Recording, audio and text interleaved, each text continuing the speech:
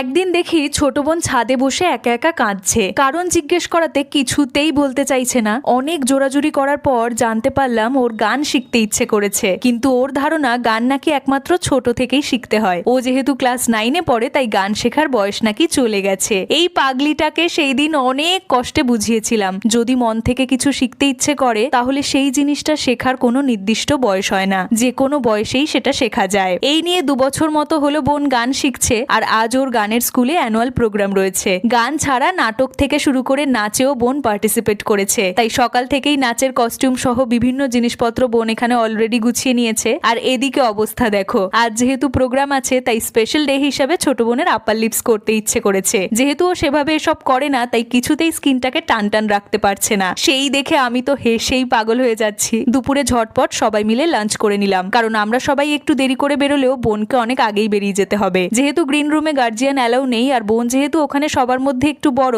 সেই কারণে ছোট বাচ্চাদেরকে একটু সাজিয়ে দিতে হবে। শুরুতে বোনের বেশ কয়েকটা কোরাসে গান আছে, তাই ওকে আমি সেই অনুযায়ী সাজিয়ে দিচ্ছি, কিন্তু পরের দিকে নাচ বা নাটকের জন্য যা যা কস্টিউম আছে সেগুলোও নিজেই সেজে নেবে। চলো, বোন এখন বেরিয়ে গেল, এইবার আমি রেডি হব। আজ আমি আমার এই ক্রপ টপ কাম ব্লাউজের সঙ্গে নেভি ব্লু কালারের এই পিওর লিনেনের শাড়িটা পরবো, আর সঙ্গে বেশ কিছু গোল্ডেন জুয়েলারি পরবো। চলো আমি ঝটপট তৈরি হয়ে বেরোই। দেখা হচ্ছে তোমাদের সঙ্গে পরের ব্লগে। বাই।